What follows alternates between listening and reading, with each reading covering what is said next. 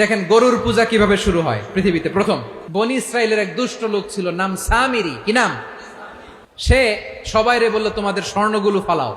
স্বর্ণগুলো ফেললো, বনি ইসরায়েলের স্বর্ণগুলোকে গলিয়ে সে একটা গরুর বাচ্চা বানালো। গোবৎস। কিসের বাচ্চা? দেখেন গরুর পূজা কিভাবে শুরু হয় পৃথিবীতে প্রথম। গোবৎস পূজা, গরুর বাচ্চার পূজা কিভাবে। সে স্বর্ণ গলিয়ে গরুর বাচ্চা করে জিব্রাইল আলাইহিস সালাম যে জমিনে এসেছিলেন, ওই ফেরেশতার পায়ের নিচের একটু মাটি সে বুদ্ধি করে প্যাকেটে রেখে দিছিল।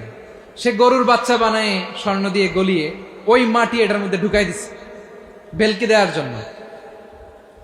স্বর্ণ দিয়ে বানানো গোবৎস গরুর বাচ্চার গায়ে যখন সেই মাটি ছুঁড়ে দেয়া হলো, এখন বাছুরের ভেতর থেকে ভ্যাঁ ভ্যাঁ আওয়াজ আসতেছে। কি আসতেছে?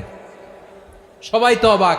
সামিরি বলে, আরে তোমরা যে 70 জন দিয়ে মুসা আলাইহিস সালাম রে পাঠাইছো ওইদিকে, এত ঘুরতেছে, আল্লাহরে খুঁজে পায় না, আল্লাহ তো এটার ভিতরে ঢুকছে।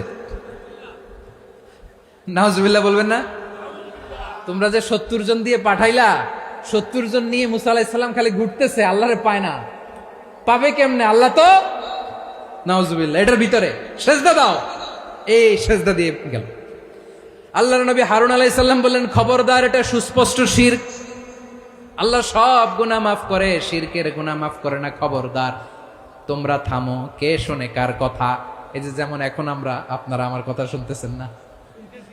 শুনতেছেন? হারুন আলাইহিস সালাম বললেন, খবরদার, এই শিরকি কাজে তোমরা সংযুক্ত হয়ো না। তোমাদেরকে কি মনে নাই আমার ভাই মুসা আলাইহিস সালাম কি বলছে? আল্লাহ শিরক মাফ করে না। খবরদার, শিরক করো না, আল্লাহরে ভয় করো। হারুন আলাইহিস সালাম তাদেরকে বুঝালেন, শিরক করো না, আল্লাহরে ভয় করো।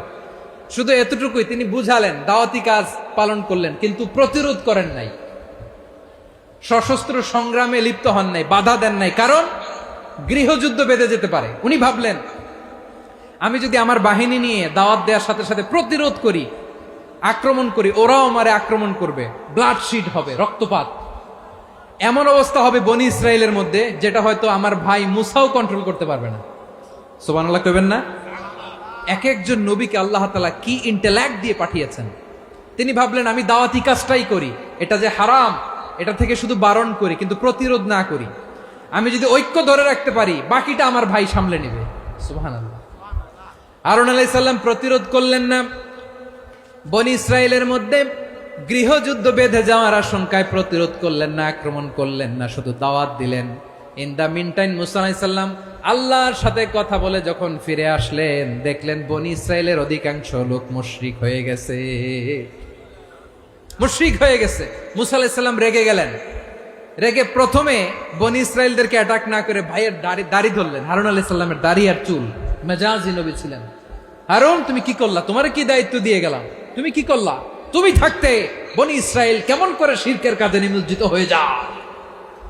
সাইয়েদনা হারুন আলাইহিস সালাম বললেন, ইন্নী, কোরআন সাক্ষী, কোরআন থেকে কোট করছি, ইন্নী খাশীতু আন তাকুলা ফাররাকতা বাইনা বনি ইসরাঈলা ওয়া লাম তারকুব কওলি। ও আমার ভাই, আমার দাড়ি ধরবেন না, আমার মারবেন না। আমি ভয় করেছি, আমি ভয় পেয়েছি, না জানি আপনি বলেন তুমি কেন খাশীতু আন তাকুলা ফাররাকতা বাইনা বনি ইসরাঈল। আপনি এসে আমারে যদি বলেন তুমি কেন ঐক্য ধরে রাখলে না, কেন মারামারি হলো, কেন রক্তপাত হলো, তোমারে কি এই দায়িত্ব আমি দিয়েছিলাম? আমার কথার দিকে কি তুমি ভ্রুক্ষেপ করো নাই? আমি যে বলছি তাওহীদের বাণী প্রচার করবা আর ঐক্য ধরে রাখবা, আমার কথা কি শোনো নাই?